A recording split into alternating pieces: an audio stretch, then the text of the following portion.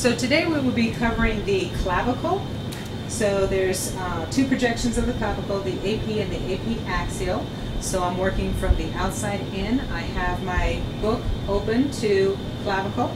I have my technique already set up, my KV and my mass based on the measurement in the technique book, but I will be adjusting once I measure my patient. I have an on-wall bucky because clavicles are typically done in the erect position. And I have one image receptor already in the wall bucky and then one here behind the control panel. So I'm ready with that. I am going to grab my gloves and I'm going to cover my exposure buttons with paper towels or something to keep as a barrier. I will check my requisition and ensure that it is the clavicle that I'm doing, which side that I'm doing, so that I can verify with my patient. Hello, ma'am. Hi, we're going to be taking some pictures of your clavicle, so if you could just come and walk right on over here to this board.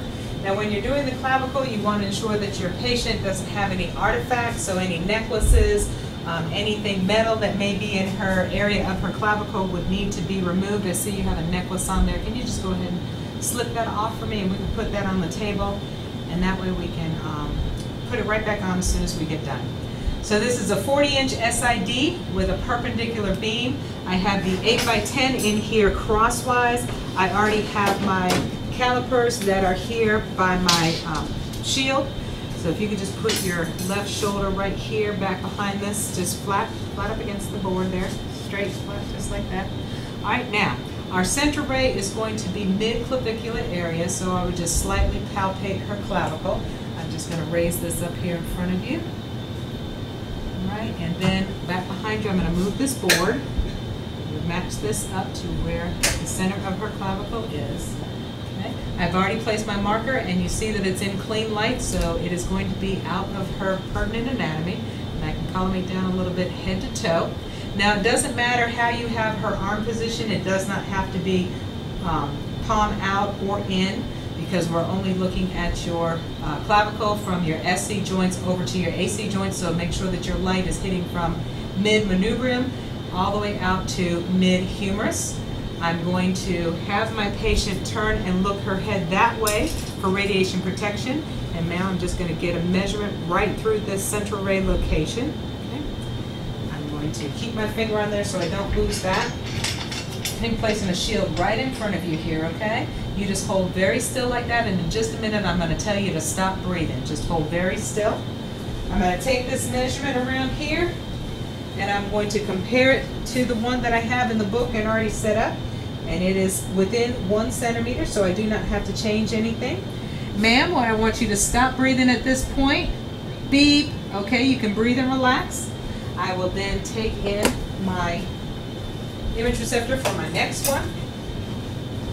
Just stay just like that. That's perfect. I'm just going to be moving around my X-ray tube here.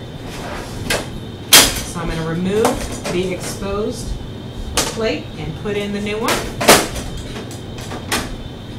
Now this is going to be a 10 to 15 degree cephalic angle. So I'm adding 2, so that's going from 90 to about 100. I'll lower this down. I'm going to reassess my mid-clavicular area, and then I'm going to adjust once again, coming up behind you. Okay. Now this one we do not have to do the tape measure, because as I've stated, with the wall bucky you have to either be at a 40 or a 72-inch SID in order for it to make its exposure. So we cannot pull it out and do the angle. We will leave it the way it is. My marker stayed exactly the same. My collimation is going to stay exactly the same. The only thing I changed was I put a 15-degree cephalic angle on it. And now I'm going to tell my patient to take in a nice deep breath and hold it in, because that's going to raise her clavicle up over her chest area a lot more than just suspended respiration. So I'm going to measure once again, and if you could turn your head and look towards that wall once again, I'm going to hold my finger here so I can keep my measurement. My shield never moved. I'm going to grab my exposed imaging receptor and I'm going to walk out. Make sure you keep an eye on the patient so she doesn't move. I will run this after I wipe it down because I did touch my patient and the Imageceptor.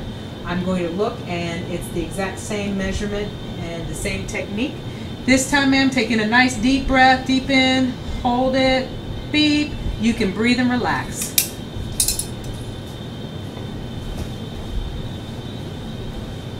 Okay. If you would like to have a seat right over there where you were, I need to check these images and make sure that they look okay before I release you.